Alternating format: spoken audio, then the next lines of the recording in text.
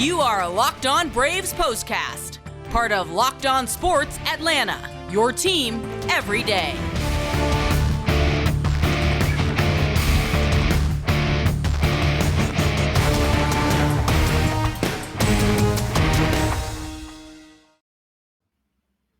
And hello and welcome into the Braves POSTCAST, part of the all-new Locked On Sports Atlanta. Grant McAuley and Jake Mastroianni with you after what was undoubtedly one of the most frustrating days of this baseball season for the Atlanta Braves. No two ways about it. Not only did you lose to the New York Mets, you lost to the New York Mets twice as New York sweeps that doubleheader, grabs a couple of games in the standings, pushes the Braves a little bit further back, and these were just a couple of contests that, for Atlanta, this is just not going to go down as the greatest day of baseball from the season. The losses would, of course, tell you that, but we'll get into the why of all of it on this episode of the Braves POSTCAST. Make sure you subscribe to Locked On Sports Atlanta here on YouTube. Make sure you subscribe to Locked On Braves wherever you get your postcast. Jake, an 8-5 loss for the Braves in Game 1, a 6-2 loss in Game 2. That means New York has taken this series. They have a big-time advantage in the season head-to-head battle now, 7-4 against Atlanta. And if I learned anything through the first 11 meetings between these two clubs, is that the Mets this year, thus far, have played better head-to-head. They played more consistently head-to-head, and they have gotten better pitching head-to-head. And those are the things that I think are the difference between the Braves losing 3 out of the first 4 and having a chance to split or have a lead in the series. Yeah, look, we got a pretty big sample size now. The Mets are the better team. I mean, I tweeted this out late in the second game. I believe the Braves are every bit as talented. The Mets just play a better brand of baseball. They don't make a ton of mistakes, and when you do make a mistake, they jump on it, and that's what good teams do. And I'm not saying the Braves aren't a good team. You can't be 20 games over 500 and not be a good team. But just head-to-head this year, the Mets have been the better team than the Braves. And, that's not to say they can't get in a postseason type series and the Braves take it. That would not shock me at all. But yeah, I mean, if we're talking about what we've seen so far, the Mets are unfortunately the better team at this point.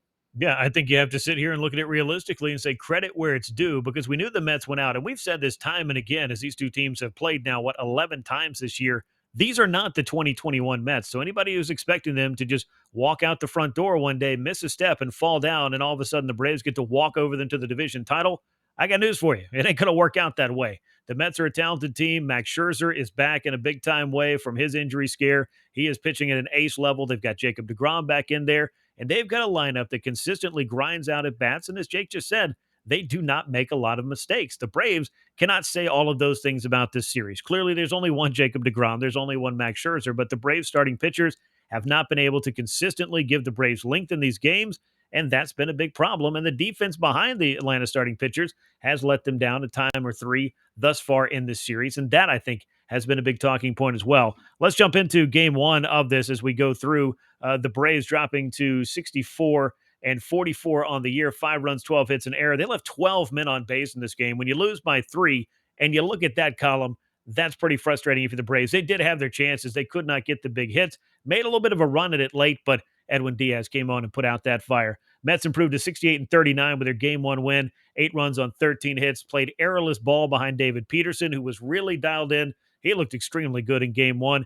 I don't think Jake Odorizzi necessarily looked bad in his Braves debut, Jake, but he had to leave in the 5th inning, had a cramp in his hamstring. That was an issue. Also, an error on a pickoff didn't help him out in his own cause.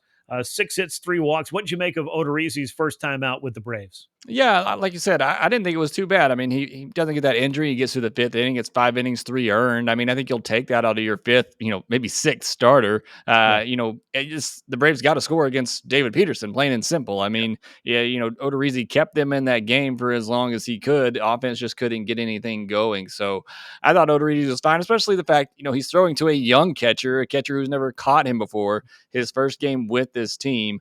I think you got to cut him a little bit of slack there, and overall, take it for what it was. It was a solid start from a 5th or 6th starter. Yeah, and that's what they brought him in to do, is just add a little bit of depth to this rotation, and he's been able to do that. I'm not going to sit here and tell you the reason why the Braves lost was that the strike zone was terrible, because it was terrible for both sides. But Game 1 was just one of the worst ones I've seen all season long. I can't wait to see that umpire scorecard. I mean, really, I can wait. I'm not looking forward to it, but either way, the Mets went out there, they scored a bunch of runs. David Peterson pitched great, and those are the reasons that they won that game. But when you do have to watch that kind of thing, it just makes a frustrating day even more frustrating. Some tough outings in relief for Tyler Matzik, first and foremost. He was looking pretty good, came on, Yeah. got out of trouble in the fifth inning, got two quick outs in the sixth inning, and then three walks, couple of hits, couple of runs come across. I don't know if the radar gun was accurate, but if it was, seeing a bunch of 95s and 96s out of Tyler Matzik, I tweeted this out. That was a good thing to see because it's been a minute. Yeah, look, I was right there with you through those first two or three batters. I thought, well, man, this looks like a really good version of Matic. Then all of a sudden, he just completely lost it. And look, I get Snicker. He doesn't want to use it anymore. The bullpen. I thought, especially after the walk to Marte, I think it was like 8 Mhm. straight balls he had thrown. I thought you Yeah. had to get him out of there. I mean, it was a game at that point. But after they gave up the hit to Lindor, the double off the wall, I mean, that pretty much took the game out of reach right there. And look, that's one of the things with this series you got to keep in mind. This isn't a postseason series. Snicker manages the game completely different. Showalter does as well with the bullpen, but these games are managed a little bit differently. You're not going to have Jackson Stevens in there still in a close game late either. So, that's what makes it frustrating too. You could have had that walk to Grossman. That took a run off the board. Yeah. Again, you don't know how things play out differently. So all that just kind of a little bit frustrating. But yeah, I thought Matzik, those first three batters, I thought, man, maybe we have Matzik back, but then just all of a sudden lost control. Yeah, it just kind of came apart. We got the return of Bryce Elder in this game. And as I mentioned on Twitter, he looked a little bit elder because he came back with a beard. I didn't recognize him at first. I was like, wait, did we reacquire Bryce Wilson? Because it was a totally different looking guy. But two and a third innings for him. He allowed 3 runs on 5 hits. Didn't walk anybody, which is great. But the Mets did what good teams do, and that is tack on in that first game to pick up that win. Offensively speaking, few stars for the Braves in the first game. Ronald Acuna Jr. having a great series. He was 2 for 5, drove in a run. Austin Riley, Matt Olson, and William Contreras each had 2 hits. Matt Olson drove in a couple of runs, drew a walk. So, game one, offensively speaking, the Braves were able to scratch a few things together. But when you fall down by such a big deficit, and then Edwin Diaz can come in and pretty much put out the lights, that is one of the many reasons why the Mets are where they are and have the record that they have. We'll talk a little bit about game two here in just a moment. Before we do, though, I want to remind you that Coffee AM is the official sponsor of the Braves Postcast. Coffee AM is an Atlanta-based small batch coffee roaster. If you go to coffeeam.com/locked on today, you can take a look at their full menu of coffees, teas, gift sets, lots of good stuff at coffeeam.com/locked on. If you use the coupon code locked on, you'll get 15% off your first order of coffees and teas, gift sets, whatever it is that you find. I can tell you there's something there for everybody. A lot of good stuff. Coffee AM, the best small batch coffee roaster in America. So for the Braves in game two, it wasn't going to get any easier. We knew this. This is why the Mets went out and got Max Scherzer to come out and dominate a lineup and a division rival lineup in a series like this. And then, of course, they want him to pitch some games like this against teams like they face today once they get to October. But a 6-2 win in game two for the Mets. Max Fried, I felt like, was unlucky a lot in this game. There were just some hits, some balls, some bad plays behind him that just it just felt like this was a day that was going to get even longer because you saw Max Scherzer on the other side throwing 7 scoreless innings, no walks, 11 strikeouts. The battle of the Maxes went to Scherzer yet again, and he was as sharp as I've seen him in recent memory. Yeah, he was really good. I mean, the right-handers couldn't lay off that slider. He was pinpoint control. I mean, he locked up Acuna with a fastball inside, a big spot in the game late there. I mean, Scherzer was very good, and I thought Fried was good. Like you said, had that one inning where he gave up those 3 runs, could have very easily gotten out of that, only allowing one, and he did walk a batter in that inning. That's on him, but also just had some bad defense behind him. So again, the Mets just playing really clean baseball. When you got Scherzer on there, you have to match that with near perfect baseball in order to give yourself a chance in that game. And Braves just weren't able to do that. No, they were not able to do that. And I think one of the big things that you knew is that Max Scherzer was waiting in that nightcap. So I think it just compounded the fact that you lost the first game and then you realize, hey, you're kind of behind the 8 ball at this point because if this guy goes out there and pitches the way that you know that he can, you're going to have it's not even going to be a long night. It's going to be a very short night because he's going to make short work of the Braves. He allowed just 4 hits, as I mentioned, didn't walk anybody, struck out 11. Braves had just 2 runs on 7 hits on the night in the second contest as they dropped to 64 and 45. 6 runs on 8 hits for the Mets. They played errorless baseball. The Braves committed 3 errors in this game. There was a bit of an injury scare for Max Fried in this one as he took a tumble trying to make a throw home on a play in the inning where it was just kind of coming apart for him. He stayed in the game. He was fine. But Travis d'Arnaud, couple of hits against Max Scherzer, that in and of itself should be some kind of, I don't know if player of the game is appropriate when you lose by 6-2 score.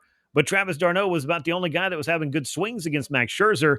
And then he had to leave in the sixth inning after a home plate collision with Pete Alonso. He had to leap up for a throw from Austin Riley, come back down to tag Alonso. It was a play that was overturned by replay, which kind of became the back page news because Travis d'Arnaud had to leave the game with an injury. I've seen worse plays be overturned. I've seen clearer plays not be overturned, but either way, this just added to the frustrations of the day. And you've already lost a couple of games. You lose one of your starting catchers. This is going to turn into a whole different kind of bad series in New York. Yeah, and look, a guy that leads that pitching staff, and I think Contreras has done a great job this year. I mean, I at this point would feel comfortable with him kind of filling that role. But you look at what Travis did in the postseason last year and how he managed that pitching staff. I mean, he is invaluable back there behind the plate. So would be a huge loss. Hopefully he's okay.